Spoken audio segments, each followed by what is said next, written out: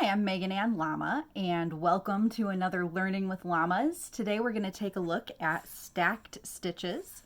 These are stacked increases. You can also do stacked decreases. We'll do that as another lesson next week. This week we're going to look at specifically the increases that make these fun little bumps. They're kind of similar to bobbles, a little bit different in execution. They're actually brought on the scene a few years ago by Zandy Peters, and we don't see a ton of genuinely new knitting stitches. It doesn't really come up all that often, so Zandy really kind of innovated how to use increases and decreases to make these fun hills and valleys. Here I've got a swatch that I've done both stacked increases and decreases on, and you see how it makes almost this jigsaw puzzle pattern. So today we'll look at just how to do the gray, the stacked increases, and in a future lesson we'll take a look at how to do these yellow stacked decreases that bring you back to your original stitch count. To get us started, I've got a swatch that I started. I'm working in two colors here. I'll be making my increases in the gray, and later when I do decreases, I'll do it in this gold. For my swatch, I have 20 stitches cast on, and I knit a couple of garter rows. First, I knit 2 rows in gray, 2 rows in yellow, 2 rows in gray. Before you start a stacked stitch row or round, you want to make sure that the round before it or the row before it was worked in the color that you want to work your stacked stitches in. Let me move this out of the way. Before we jump straight in, we'll talk a little bit about theory. So essentially, stacked stitches are done by working an increase into a stitch, slipping it back to your left needle. So right now, my left needle is the one with all my stitches on it. My right needle doesn't have any stitches on it. That's my working needle. I'll work an increase and then slip stitches back onto this left needle and then increase into the same stitch again. The number of times that you repeat that determines how tall these hills are. These I did by repeating my stitch 3 times. I've seen it go up to even like 11 repeats. You can really make it's functionally unlimited, though it would get pretty unwieldy to work with at a certain point. Obviously you can see that this swatch, which began with those same 20 stitches, is curved. That's because I'm increasing a lot of stitches. When we come back and do the stack decrease tutorial, then you'll see how to bring it back and it becomes a flat swatch again. So to get started, I'm just going to work a few stitches in from the edge of my work.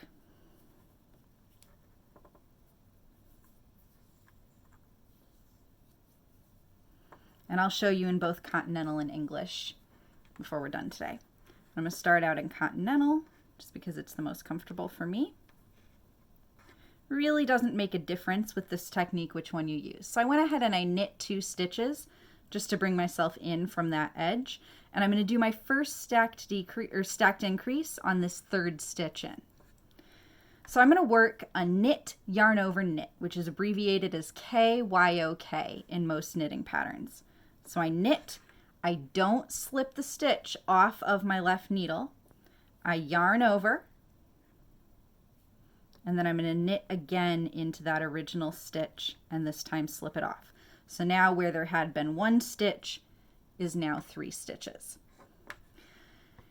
Now I'm going to slip 2 back. This is generally abbreviated as SL2B in a pattern, slip 2 back. That means that of those 3 stitches created out of the original 1 stitch, so here I've got those 3, I'm going to slip the 2 of them closest to the tip of my needle back onto my left needle. So what I'm slipping here is that 2nd knit and the YO, the yarn over that's there in the middle. So now that leaves me with 1 stitch here on my right hand needle and 2 stitches over on my left hand needle. Now I'm going to work that same increase again, working into the yarn over from the previous increase. So I'm going to knit, yarn over, knit, And again, I'm going to slip 2 back. So I'll slip that final knit as well as the yarn over. And now you can see I've got 2 stitches here on my right hand needle. Here's the 2 that I started at the edge of the swatch, and then the 2 from my increases. Here on the left hand needle, I have 1, 2, 3 stitches. I'm going to work another knit, yarn over, knit into the yarn over from the last increase. So knit, yarn over, knit, and slip it off. And I'm going to go ahead and slip 2 back again. This is now the 3rd time I've slipped 2 back. And you'll see now I have 3 stitches here on my right hand needle, and I have 4 stitches here on my left hand needle. And I'm going to knit one more knit, yarn over, knit. Again, working into that yarn over from the prior increase. So knit, yarn over, knit.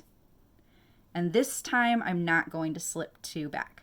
So on the final increase of any of these stacked increases, I don't work a slip 2 back. And now I'm going to essentially knit down the side of the hill I'm creating. So I'll knit those 3 stitches, 1, 2, 3. And here I've now created, out of what was a single stitch, 1, 2, 3, 4, 5, 6, 7, 8, 9. So I've knit 9 stitches into that original one. I'm going to knit a couple stitches to put a little bit of space between my hills, and then we'll look at doing it again, okay? So I'm going to knit another 3 stitches, 1, 2, 3. I'm going to repeat that process again. So I'll do it once more in Continental, and then I'll do another one in English so you can follow along if you're an English knitter. All right? So I'm going to work knit, yarn over, knit, right into this stitch right here. Sorry about that. Right here. Okay? Knit, yarn over, knit. I'm going to slip 2 back. I'll do it again. Knit, yarn over, knit, and I'll slip 2 back. Now for a 3rd time, knit, yarn over, knit, and slip 2 back. And I'm going to go ahead and increase one last time into that yarn over created in the last increase. I'll do one more knit, yarn over, knit, and this time I'm not going to slip 2 back. And if you lose track of which knit, yarn over, knit you're on, you can count the stitches on the 2 sides of your hill. So remember I showed you it creates these hills. So that creates stitches going up and stitches coming down. If you forget where you are in your knit, yarn over, knit process and your slip 2 back process, you can just count the stitches on the side of the hill. So I know that for this repeat, I'm going to be done every time I've got 3 stitches on the left side of my hill, and I do. So I'm going to knit across those 3. 1,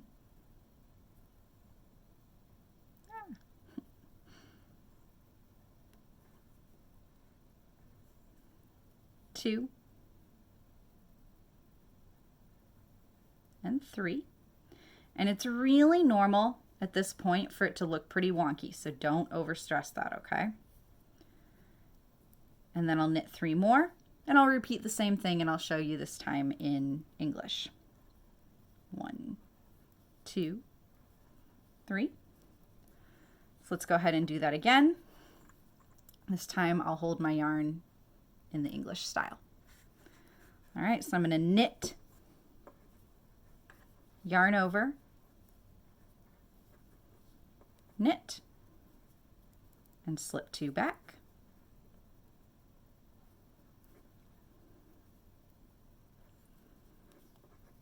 Knit, yarn over, knit, slip 2 back,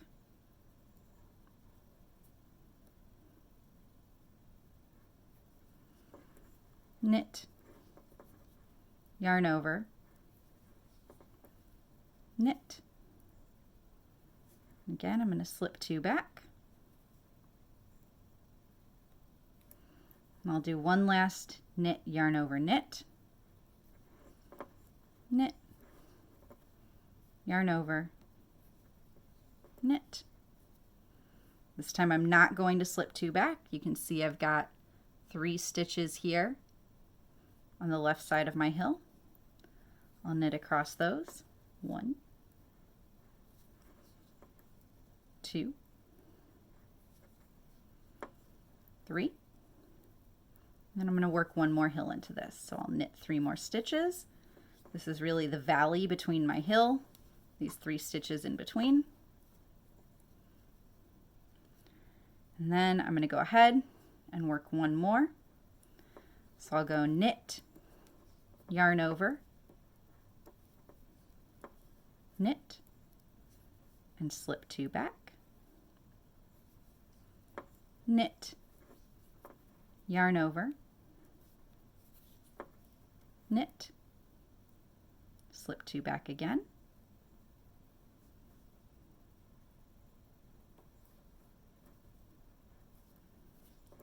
knit, yarn over, knit, slip 2 back for the 3rd time, and then one final knit, yarn over, knit. I'll do my sanity check and make sure I have the right number of stitches. I've got 3 stitches here on the left side. I'm going to knit across them.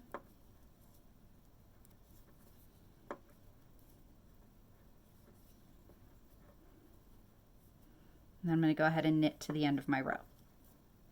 And then we'll take a look at what this row knit looks like, because it can be very, very disconcerting the first time you do this. And you look at your row and it just looks like a hot mess, and it is supposed to. If you're working on circular needles, one nice thing you can do if you're stressed that you think it's not looking the way it ought to, you can slide it over onto the cable of your needles and spread out the hill, and you'll be able to see that you've made that hill. So what looks like kind of a sloppy bobble here when it's on the needle like that, when you give it room to spread out, you can see that it's actually turning into that neat hill. All right. So I'm going to go ahead and knit back across that row. And if you want, you can knit that row and then stop and bind off, and that's what I've done on this one. Or you can leave it on the needles and then check out the next video, which will be on stacked decreases, which again works really the same thing, but in reverse.